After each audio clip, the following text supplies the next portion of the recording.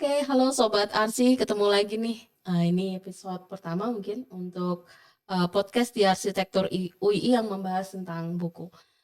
Di sini kita bicara di episode Book Talk tentang ruang, komunitas, dan buku. Dan bersama saya ada Bu Hastuti. Halo semuanya. Oke, baik teman-teman sekalian, Sobat Arsi, kebetulan ini kita sedang dalam kemarin ya Bu ya, kita mengeluarkan launching buku baru kita dari ada Bu Hasuti, ya, lalu ada Bu Ani, dan Dari ada lingkungan. saya, ya, dan ada saya sendiri, Stevi gitu ya. Nah, buku ini menurut saya waktu yang kita selesaikan itu cukup matang gitu Bu ya. Kurang lebih berapa tahun ya Bu ya? 12 bulan. 12 bulan. Oke, baik, mungkin kita akan coba mencari ya, kira-kira tuh buku ini tentang apa gitu Bu ya. Nah, mungkin pertama Bu, ini kenapa sih judulnya itu Ruang Komunitas dan Placemaking? Lalu ada subjudulnya Kawasan Stadion Maguwoharjo dalam Fakta, Teori, dan Harapan. Mungkin Bu Hasuti sebagai ini ya penulis pertama bisa menceritakan dulu Ibu tentang ini gitu. Dan Bu Stevi ini juga salah satu dari kontributor penulis juga terhadap buku ini ya. Jadi kalau berangkat dari pertanyaan judulnya mengapa ada 3 elemen, 3 diksi, 3 kata yang menjadi kapital dan menjadi keutamaan dari buku ini tentang ruang, komunitas, dan placemaking. Nah, tentu saja karena kita berlatar belakang dari kompetensi arsitektur, maka saya berangkat dari ruang dulu, ya, bahwa ruang apapun skalanya merupakan sebuah produk yang perlu dihasilkan oleh seorang perancang, seorang arsitek untuk mewadahi aktivitas, kan begitu. Ruang itu bisa dalam skala mikro, ya, dalam skala meso, dan skala makro. Mikro itu dalam skala interior gitu, kemudian meso dalam skala kawasan, dan makro dalam skala kota. Nah, kembali ke hakikat ruang tadi, bahwa ruang itu wadah, tentu ada yang diwadahi gitu ya. Yang diwadahi itu pun harus nampak secara visual, nampak secara audio, nampak dalam arti terwujud gitu ya, terwujud secara. Nah, sehingga ketika arsitek melahirkan atau menciptakan atau merancang ruang, tapi ruang itu boleh dikatakan meragukan, dalam arti kok tidak tumbuh aktivitas ya, kok tidak muncul sebagai perannya sebagai wadah ya, itu perlu dievaluasi, kan begitu. Sehingga inilah menjadi problem awal dari buku ini yang bermodal dari sebuah penelitian terkait dengan kekepoan terhadap sebuah kawasan sih. Kawasan yang di dalamnya itu ada buildingnya, kemudian ada lingkungannya, entah itu berupa jalan, lapangan terbuka, dan sebagainya. Yang di dalamnya itu ada isi yang menimbulkan kepo gitu ya, menimbulkan pertanyaan-pertanyaan, mengapa kok di sini bisa ramai, mengapa di sini bisa sepi gitu. Nah, sehingga kita sebagai seorang arsitek itu perlu evaluasi diri gitu. Mempertanyakan gitu ya. Mempertanyakan yang ramai itu mengapa? Yang sepi itu mengapa? Kembali kepada hakikat merancang ruang yang secara prinsip harus ramai kan? Iya. Ya, secara prinsip itu harus terisi, harus ada isinya, harus ada aktivitasnya, harus ada sesuatunya yang membuat ruang itu bermanfaat. Nah, itu sih berawal dari hakikat ruang yang kita bisa melihat dari 3 ranah itu, yang bisa mengajak introspeksi kita sebagai seorang arsitek. Gagal atau tidak sih kita sebagai seorang arsitek di dalam menciptakan ruang? Akan ruang. gitu. Oke. Iya. Baik, Bu. Cukup menarik, Bu. Jadi mungkin kita juga saya merasa bahwa mungkin topik gitu ya, studi kasus di beberapa tempat gitu ya, antara ruang sepi dan ruang yang ramai, Heeh.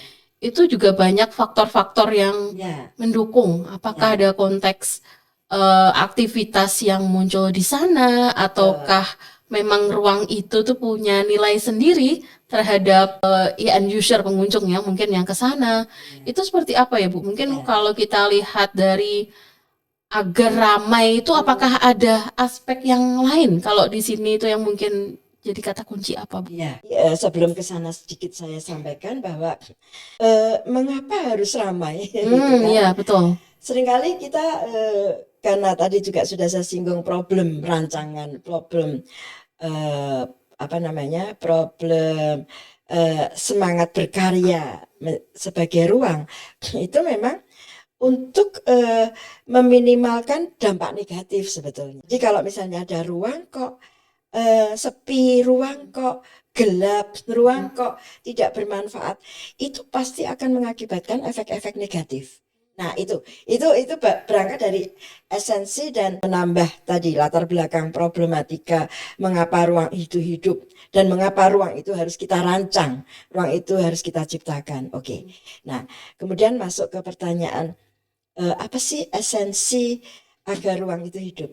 Kan begitu ya. Ini memang ada beberapa teori yang dirujuk. Salah satunya adalah Henry Lefebvre itu ya. Nah, di situ memang dia menggarisbawahi bahwa ruang yang hidup adalah ruang yang boleh dikatakan kalau dalam bahasa ringannya itu ruang yang produktif. Produktif itu apa sih? Apakah harus berupa rupiah gitu ya? Kalau di dalam pandangan saya tidak. Jadi produktif itu intinya adalah punya beneficiary ya, ada kemanfaatan. Kemanfaatan itu memang bisa ekonomi, bisa sosiologi ya, sosial, bisa psikologis, dan bahkan mungkin kultural, dan bahkan mungkin bisa politis. Dia memiliki nilai, memiliki makna gitu. Jadi tidak harus ekonomi. Jadi mungkin mindset ini dibangun dulu. Ini mindset ini dibangun dulu. Kalau dalam pandangan arsitektur itu memang paling mudah sih melihatnya dari kacamata ekonomi sih ya. Ya betul. Ya, ekonomi karena memang lebih terukur. Magnetnya kuat ya, Bu ya. Ya, Magnetnya kuat. Keterukurannya jelas. Ya, jadi dia lebih terukur. Kalau dari kacamata arsitektur memang tidak itu. Sehingga tadi yang saya sebutkan, nilai itu penting dulu. Sehingga ketika nanti kita akan melihat apa sih hakikat hidup itu? Hidup dalam arti ruang yang hidup. Ya, Ya, gitu. Kembali ke apa namanya teorinya Lefebvre produktif itu ruang yang produktif adalah ruang yang memang kalau dari kacamatanya beliau itu dia melihat dari prosesnya. Dari prosesnya itu berangkat dari ada pemicu. Nah, itu yang disebut dia representative base ya. Ya. Ya, jadi by design. By design. By design. Jadi harus ada artefaknya dulu untuk bisa menghidupkan ruang dan by design dirancang. Terus yang kedua adalah ruang representasional. Itu dia menyebutnya sebagai ruang representasional. Itu ruang yang dimaknai, ruang yang hidup yang dimaknai. Jadi nanti kita kita berikan contoh-contoh gitu. Kemudian ruang yang ketiga adalah ruang yang ada praktiknya, dieksekusi, ada kemanfaatan yang nyata gitu, dipraktekkan, dipakai gitu, dimanfaatkan itu. Nah, sehingga kalau saya berangkat dari proses buku ini, balik ke pertanyaan tadi, bahwa ruang yang hidup itu karena apa? Dan dikaitkan dengan teorinya Lefebvre tadi. Kalau saya lihat pertama memang dari perjalanan beberapa experience atau pengalaman ruang publik ya, itu memang pertama adalah dari people, Bu. Jadi orang itu memiliki kebutuhan gitu. Jadi di situ ada orang pertama. People itu nomor satu. Tapi people yang bagaimana? Apakah individual? Apakah komunal? Gitu. Tapi yang tidak bisa kita pungkiri juga, saya merujuk juga bukunya Maslow, bahwa ketika ada manusia, ada people, maka kita tidak bisa lepas dari kebutuhan dasar. Yang kebutuhan dasarnya itu memang kalau menurut Maslow itu kan ada 5 level. Level yang paling dasar adalah fisiologis sampai kepada aktualisasi diri itu. Jadi artinya kita masuknya itu mengapa memang harus hidup. Ini kan kita mengulik dari beberapa rujukan yang mungkin bisa sebagai pemicu gitu. Tapi kalau dari pandangan kita ya hasil dari diskusi-diskusi itu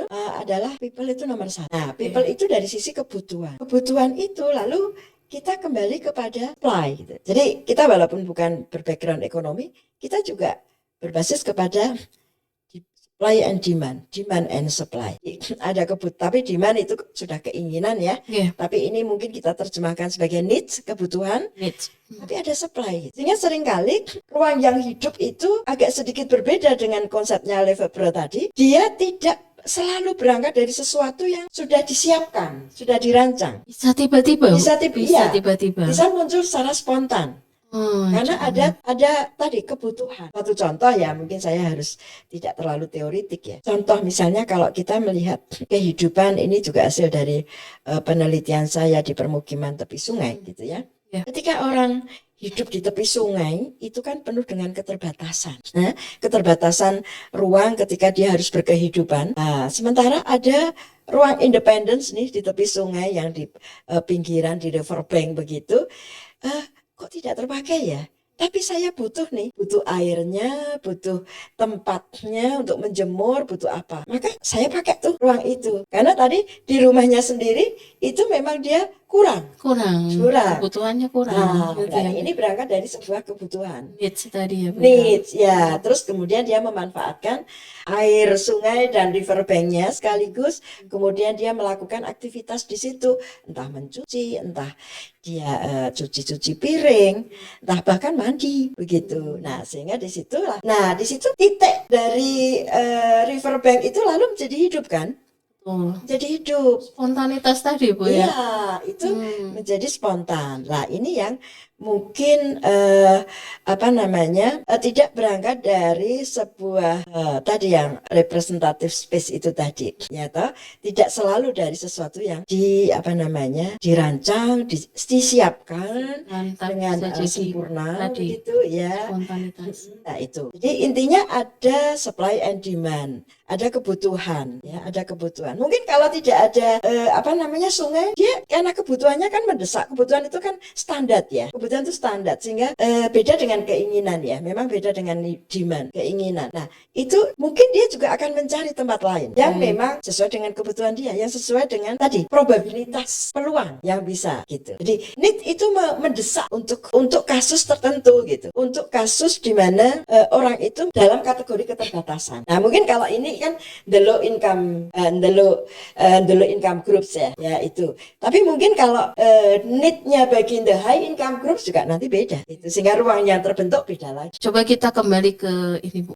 Tadi kita udah membahas tentang ruang, lalu kebutuhan gitu ya, ada ruang produktif, representatif dan sebagainya. Nah, pemicunya untuk bisa manfaat. Nah, saya melihat people ini juga termasuk yang dalam kasus buku kita ya Bu ya, termasuk yang cukup banyak membuat perubahan ruang yang cukup menarik Bu. Tadi yang dibilang spontanitas, ada yang memang by design, dan ruang ini kita bicarakan di buku ini cukup menarik tadi ya Bu ya. Ada yang di luar, ada yang di dalam, ada yang berinteraksi antar ruang itu sendiri. Nah, bagaimana kalau kaitannya dengan komunitas dan tadi yang ada kata kunci placemaking ini, apa hubungannya dengan people tadi Bu? Mungkin kita bisa lihat. Ada diksi baru placemaking yang disebut oleh Bu Stevi ya. Jadi memang disinilah hidup itu seolah-olah menjadi sebuah hakikat di mana ruang itu diciptakan dan diubah menjadi sebuah tempat. Jadi disitulah ada fenomena yang namanya placemaking gitu. Place itu tempat, sudah tidak space lagi, tapi sudah ada kemanfaatannya, sudah menjadi tempat, dan making itu seperti meng-create ya, menciptakan, membuat. Sehingga di sini memang ada fenomena placemaking. Makanya di dalam buku ini ini memang tadi kita masuk mulai dari ruang, kemudian di situ ada people-nya. People-nya itu bisa komunal ataupun bisa komunal, itu yang disebut komunitas. Dan ada fenomena placemaking. Nah, placemaking itu memang tadi menciptakan space menjadi place, ruang menjadi tempat. Di tempat itu memiliki makna yang lebih luas, yang memiliki makna, yang memiliki fungsi, yang bisa diindikasi dengan aktivitas. Ya, jadi aktivitas itu sudah menjadi parameter, sudah menjadi indikator bahwa ketika itu sudah menjadi tempat, maka ada indikator yang bisa kita tembak, kita gali. Aktivitas apa, oleh siapa, kapan, di mana, bagaimana memanfaatkannya. Nah, itulah placemaking. Jadi dengan diksi yang disinggung tadi, dan memang mungkin kayaknya payung besarnya tema dari buku ini memang placemaking sih. Tadi menghidupkan tadi ya Bu ya. Ya, menghidupkan. Kalau gitu. saya melihat Jane Jacob pernah cerita bahwa pentingnya ruang kehidupan di jalan yang tadi, yang spontanitas itu adalah interaksi sosial dan kehadiran yang terlihat di mata kita saat kita lagi jalan gitu Bu ya, di jalan gitu dan sebagainya, sebagai tanda bahwa ruang ini tuh hidup gitu. Nah, ini menurut saya juga menarik dari topik case study kita Bu, karena kita mengambil Maguwo gitu ya, Stadion Maguwo Harjo ini. Nah, mungkin orang kenapa sih kok malah stadion gitu Bu? Sepertinya stadion itu kan ya udah ya tempat untuk ya kegiatan sepak bola, olahraga. Tapi apa sih ya Bu hubungannya dengan ruang dan placemaking tadi? Nah, ini kayaknya yang kemarin kita bahas di awal gitu Bu ya, cukup menarik dari penelitian kita Bu. Jadi gini, mungkin kita sudah masuk ke arah studi kasus ya. Jadi placemaking itu kan fenomenanya kan bisa terjadi di mana-mana ya. Nah, ini kita mengulik langsung mengapa Maguwo Harjo. Memang Maguwo Harjo ini menariknya adalah di sini ranahnya itu kawasan, Ibu. Jadi ranahnya kawasan. Kawasannya itu ada building yang namanya stadion yang tadi Ibu singgung. Dia sudah, ini yang oleh Lefebvre dikatakan sebagai ruang yang sudah by produktif design. tadi Bu. Ruang yang by design. Yang sudah desain itu. Ada building, terus ada ruang sekitar, ya, ruang sekitar bisa berupa koridor jalan atau lapangan terbuka, yang intinya memang itu sebagai ranah kawasan. Kawasan itu ada lebih kompleks begitu. Nah, mengapa Maguwo Harjo yang kita tembak kan tentu di sini pasti ada daya tariknya gitu ya. Nah, memang sih dulu berangkat dari sebuah blessing in disguise, dari peristiwa COVID gitu, dari sesuatu yang waktu itu memang maaf ini ya, bahwa berangkat dari stadionnya sendiri itu kita melihat bahwa di dalam mindset kita kan stadion itu pasti ramai, sering ada aktivitas yang riuh gitu ya. Apalagi kalau ada jumlahnya besar, banyak. Iya, komunal, kolosal gitu. Tapi kok ini tidak selalu begitu ya. Tapi setelah dikaitkan dengan ruang sekitarnya dan ada momentum yang blessing in disguise tadi, ada COVID, lalu bisa menjadi ramai ya gitu. Sehingga kawasan itu lalu menjadi sebuah peleburan ruang ruang kawasan yang lebih hidup gitu. Nah, jadi di situ memang ada dua elemen besar, yaitu elemen building yang memang didesain untuk fungsi-fungsi olahraga, dan ada ruang sekitar yang itu bisa menjadi ikutan atau bisa menjadi support ya, pendukung keramaian itu. Nah, sehingga di sini menarik untuk dikulik bagaimana sih relasi dan mungkin urgensi ya, dan mungkin juga fenomena placemaking yang bagaimana yang terjadi di Maguwo Harjo itu. Saya kita lihat kemarin itu aktivitas di sana itu ternyata sangat beragam sekali ya Bu ya. Contohnya ada kalau pagi itu untuk anak-anak di sekitar itu dengan sepatu roda, bersepeda, lalu olahraga ini ya, lari jadi trek ini ya, keliling stadion. Jadi itulah yang tadi namanya blessing in disguise-nya berawal dari dan juga mungkin needs ya, bahwa berangkat dari COVID, orang itu butuh matahari yang menyehatkan. Nah, disitulah diawali oleh sebuah kebutuhan untuk olah fisik, yaitu berolahraga.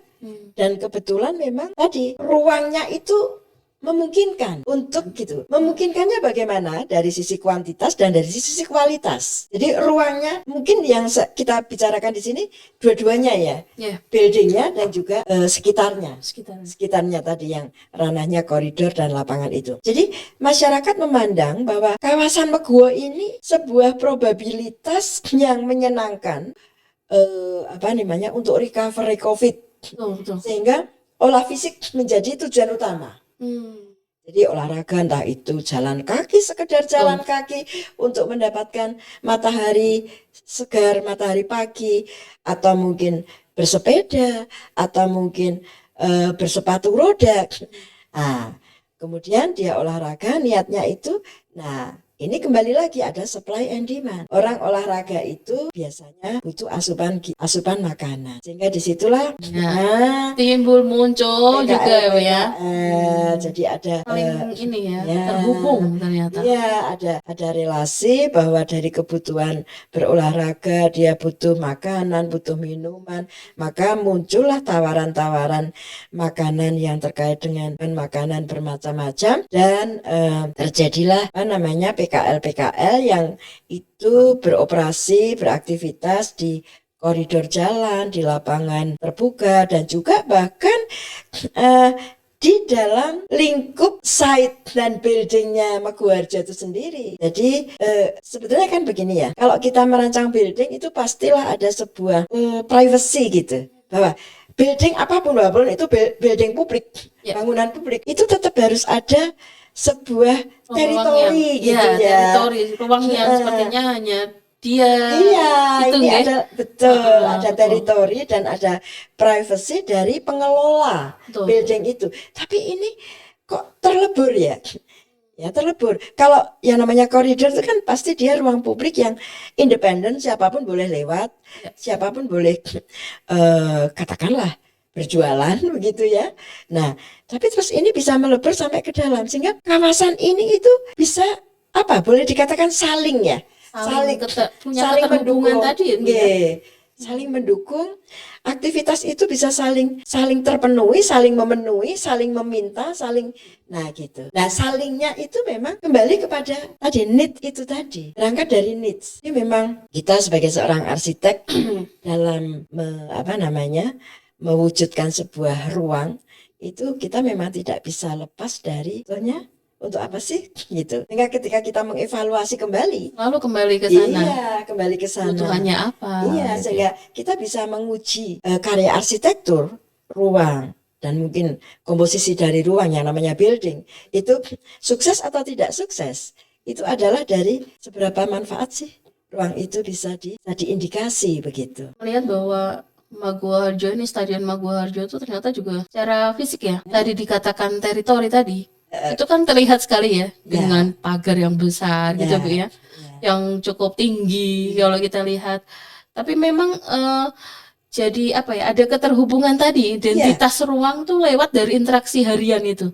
Nah ini yang mungkin cukup menarik, kira-kira hari apa aja sih dia ramai, hari apa aja dia sepi dan sebagainya. Itu gimana ya Bu? Mungkin kemarin kan kita ada bahas itu gitu ya Bu ya. Jadi kembali ke people-nya ya. Betul. People itu kan ada weekdays, ada weekend.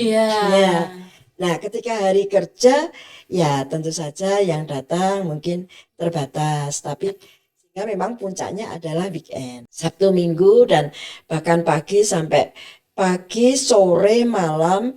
Kalau weekend itu memang selalu ramai. Dan secara spasial itu kemanfaatannya di mana saja itu juga sangat hidup. Kemarin saya melihat tuh juga kalau kita ke sana pagi, itu ada yang menyiapkan sarapan pagi. Tapi siang nanti dia berubah lagi ruang itu di tempat yang sama. Jadi dia jadi cukup produktif tadi ya Bu ya, ruang itu.